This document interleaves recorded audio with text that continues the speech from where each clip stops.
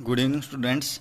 अब हम देखेंगे इलेक्ट्रोलाइटिक और इलेक्ट्रोकेमिकल सेल्स के बीच में क्या डिफरेंस है। तो वैसे हमें लास्ट लेक्चर में हमने बता दिया था कि बेसिकली डिफरेंस क्या होता है। तो इलेक्ट्रोकेमिकल सेल्स होगी, उसमें जो डिवाइसेस होंगे वो केमिकल एनर्जी को इलेक्ट्रिकल एनर्जी में कन्वर्ट करेंगे, और जो इलेक्ट्रोकेमिकल डिवाइसेस में और इलेक्ट्रोलाइटिक डिवाइसेस में क्या होगा, जो इलेक्ट्रिकल एनर्जी होगी वो केमिकल एनर्जी में कन्वर्ट हो जाएगी। ठीक है। इसमें जो रिडक्स रिएक्शन होगी वो स्पॉन्टेनियस होगी और वही उसी से हमारा करंट जनरेट होगा, और इसमें जो रिएक्शन होगी वो नॉन स्पॉन्टेनियस होगी। अब जब हम इलेक्ट्रिक करंट देंगे तो करंट देने के बाद क्या होगा, वो रिएक्शन स्पॉन्टेनियस बन जाएगी।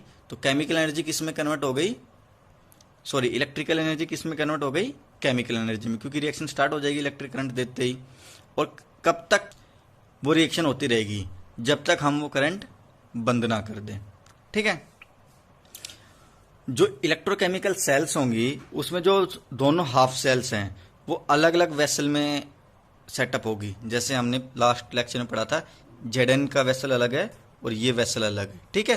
तो अलग अलग वेसल में सेल रखी होगी, इलेक्ट्रोड रखी होगी, और कनेक्टेड किससे होगी, सोल्ट ब्रिज से। सोल्ट ब्रिज का काम क्या था, इलेक्ट्रिकली न्यूट्रलिटी मेंटेन करना।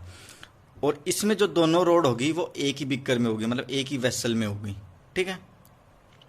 उसमें जो हमने बताया था इलेक्ट्रोकेमिकल डिवाइसेस में, उसमें आपका एनोड क्या था, पॉजिटिव। लोन वाला फॉर्मूला याद रखना। ठीक है।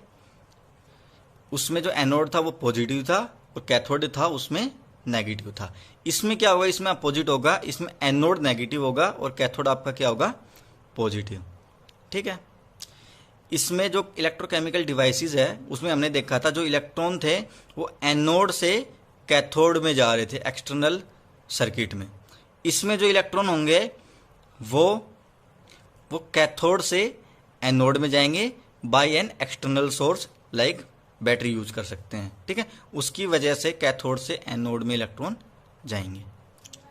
अब इसके बाद जो है वो है रिप्रेजेंटेशन ऑफ इलेक्ट्रोकेमिकल सेल्स। अब इलेक्ट्रोकेमिकल सेल्स को हम पूरे वर्ड्स में तो लिख ही नहीं सकते। ठीक है, कि भाई ये ऑक्सीडेशन है, ये रिडक्शन है, ये एनोड है, ये कैथोड है, ये इलेक्ट्रोलाइट है, ये मेटल है। ठीक है। तो हम सिंपली उसकी एक रिप्रेजेंटेशन बना देंगे। शॉर्ट में कैसे लिखेंगे, तो शॉर्ट में लिखने के लिए सबसे पहले हमें ये देखना होगा कि एनोड कौन सा है और कैथोड कौन सा है। जो आपका एनोड होगा जहां पे ऑक्सीडेशन होगा वो आपका लेफ्ट हैंड साइड में लिखा जाएगा, और जो आपका कैथोड है जहां पे रिडक्शन होगा वो राइट हैंड साइड में लिखा जाएगा। जैसे आप जेडन और सीयू का एग्जांपल ले लीजिए, क्योंकि वो आपने अभी कर रखा है तो आपके लिए सिंपल पड़ेगा। अब जो आपने एनोड वाली साइड लिखा था, एनोड हमें कहाँ लिखना है, एनोड हमें लेफ्ट हैंड साइड लिखना है। तो जो एनोड में होगा सबसे पहले जो लेफ्ट हैंड साइड में लिखा जाएगा उसमें सबसे पहले आपकी मेटल लिखी जाएगी, फिर आपका इलेक्ट्रोलाइट लिखा जाएगा, और उसके बाद उसकी कंसंट्रेशन। ठीक है। और वो किससे सेपरेटेड होंगे, बाय ये वर्टिकल लाइन। ठीक है। ये एनोड के लिए रिप्रेजेंटेशन है। कैथोड को कैसे रिप्रेजेंट करेंगे, कैथोड किस साइड लिखा जाएगा, राइट हैंड साइड। उसमें सबसे पहले इलेक्ट्रोलाइट लिखा जाएगा, फिर आपकी कंसंट्रेशन, और उसके बाद मेटल, और दोनों एक वर्टिकल लाइन से सेपरेट होंगे। ठीक है, समझ में आया। जो एनोड होगा उसमें सबसे पहले मेटल, फिर आपका इलेक्ट्रोलाइट, और जो ये लेफ्ट हैंड साइड में लिखा जाएगा, और ये जो कैथोड वाला है ये राइट हैंड साइड में लिखा जाएगा। इसमें पहले इलेक्ट्रोलाइट फिर मेटल। ठीक है। और जो सोल्ट ब्रिज होगा उसको हम डबल लाइन से रिप्रेजेंट करेंगे। ठीक है। तो मान लो अब इसी रिएक्शन को हमें एक पूरे कैसे रिप्रेजेंट करेंगे, ये एनोड लेफ्ट हैंड साइड में लिख दिया हमने, जेडन सबसे पहले मेटल, उसके बाद इलेक्ट्रोलाइट, फिर कंसंट्रेशन, उसके बाद सोल्ट ब्रिज, उसके बाद आपकी राइट हैंड साइड कैथोड रखा जाएगा। कैथोड कैसे रिप्रेजेंट करेंगे, सबसे पहले आपका इलेक्ट्रोलाइट के बाद कंसंट्रेशन, फिर एक वर्टिकल लाइन से सेपरेट करेंगे, फिर उसके बाद मेटल। अब इसको एक डायग्राम से भी समझ सकते हैं।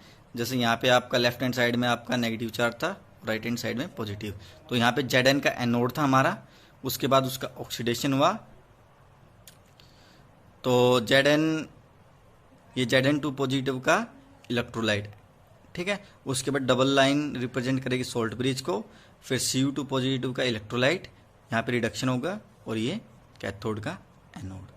Cu का कैथोड, सॉरी यहाँ पे कैथोड आएगा।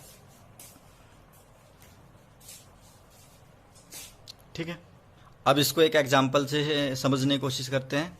ठीक है, मान लो आपकी Cu और AgNO3 की सेल है। अब इसको कैसे रिप्रेजेंट करेंगे? सबसे पहले हम ऑक्सीडेशन हाफ सेल लिखेंगे।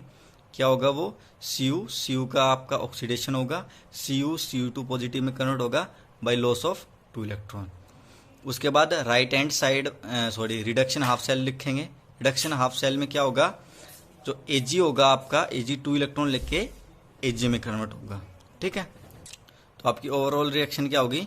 Cu plus 2Ag positive changing into Cu2 positive plus 2Ag।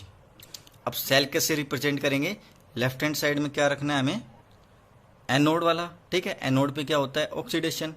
तो एनोड कैसे रखते हैं लेफ्ट हैंड साइड में? सबसे पहले उसका मेटल, ठीक है, फिर उसकी इलेक्ट्रोलाइट और separated by a vertical line, then double vertical line किसके लिए? सॉल्ट ब्रिज के लिए।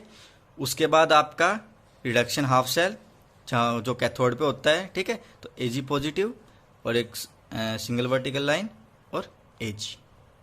तो ऐसे सेल को रिप्रेजेंट करना है। आपकी बुक में 3-4 एग्जाम्पल और होंगे, तो आप कोशिश करके देख सकते हैं कि उन्हें कैसे कैसे रिप्रेजेंट करना है।